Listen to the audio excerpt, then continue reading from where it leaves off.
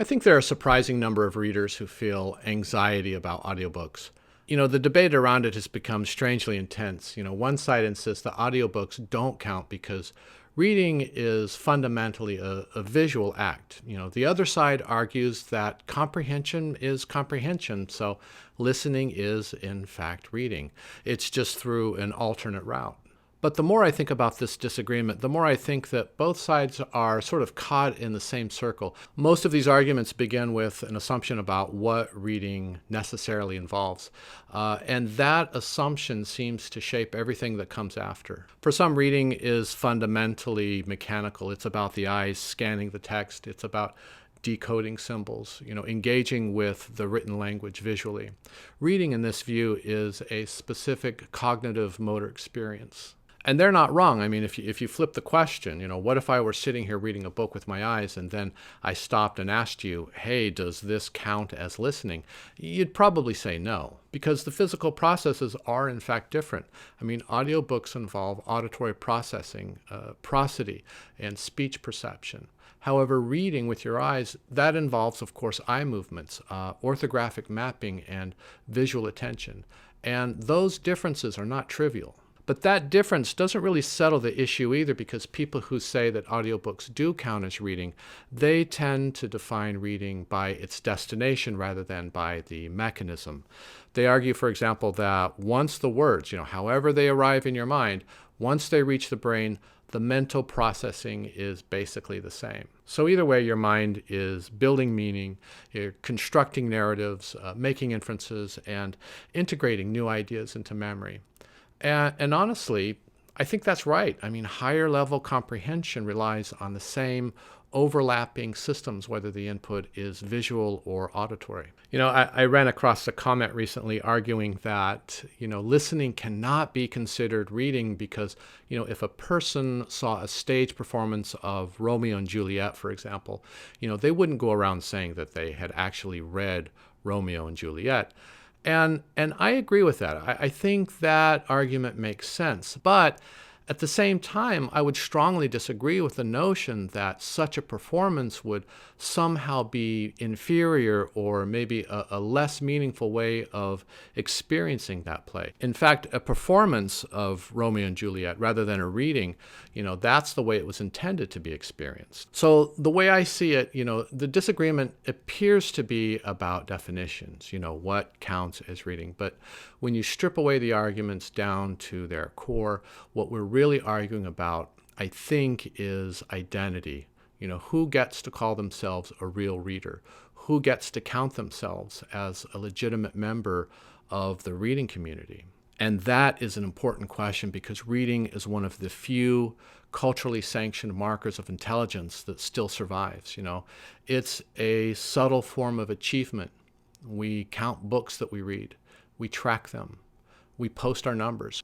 And I don't mean to sound like I'm, pointing a finger at anyone, because I do it too. And in that environment, the question, do audiobooks count? That question is really asking, am I allowed to feel proud of this? Does this make me a legitimate reader? But identity alone doesn't really tell us how these different modalities actually work. I mean, it certainly fuels the debate, but things like comprehension or memory or focus, these are what shape the actual experience.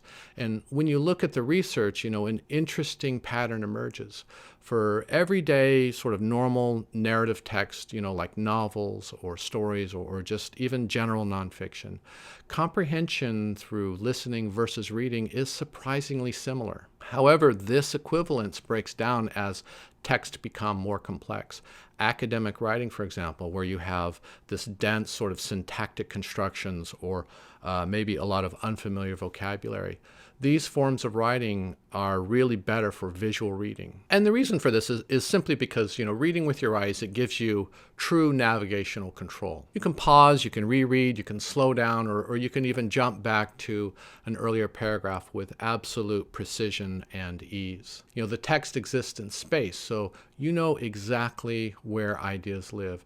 Your eyes can return to a sentence instantly, so there's no friction, there's no hunting, there's no guessing. Audiobooks, by contrast, they move in a single forward stream, so yes, you can technically rewind or you can scrub back, but it's fundamentally a different kind of access. It's temporal rather than spatial. You're dragging through time rather than navigating a physical landscape. And anyone who has tried to rewind to that one sentence, you know that you rarely land on exactly where you want. So while audio makes going back to re-examine a passage possible, print makes it effortless, and I think that difference matters. So listening can give you the same story, of course, but it doesn't always give you that same depth of understanding. But let's be careful here.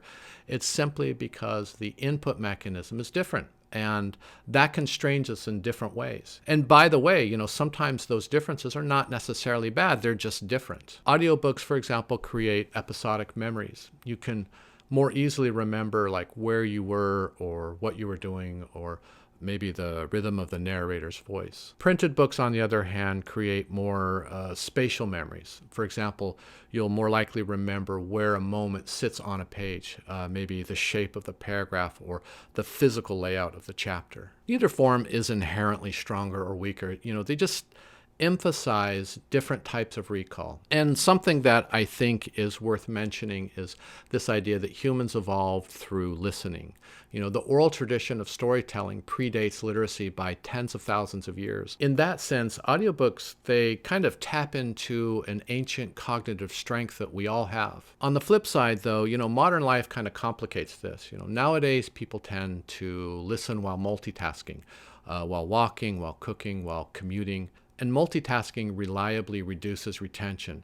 So while audiobooks feel easier, that ease can come at the cost of attention. But there are constraints with reading too. Reading demands a kind of stillness, both physical and cognitive. And many people find that difficult to achieve consistently, especially in this distracted modern environment. And there's one other difference between reading and listening that I don't hear too often in these debates, and that is the presence of the narrator and what that presence does to our experience when we engage with a text. A narrator's voice, their tone, their cadence, their accent, maybe their emotional shading, that inevitably shapes interpretation. Now, on the one hand, that can really elevate a book, turning even mediocre prose into something really enthralling. But on the other hand, it can also narrow the imaginative space, or it could impose an interpretation on the text that the text doesn't actually demand. Either way, listening introduces another artist into the process. Now, for some books, that can be a gift, but for others, it can be a distortion. Either way, it does change the way that you experience the story. So either way, do I think audiobooks count as reading? Well, if you're asking whether audiobooks count as part of the reading world, then I say yes, of course they do. But the two experiences are not identical, which means that they're not fully interchangeable. Reading and listening highlight different aspects of a book. Each medium reveals certain things, but it also obscures others. So what you end up taking away from each one will naturally vary. But if audiobooks help you read more, understand more, or connect more deeply with the stories, then not only do they count, but maybe they count in the only way that actually matters.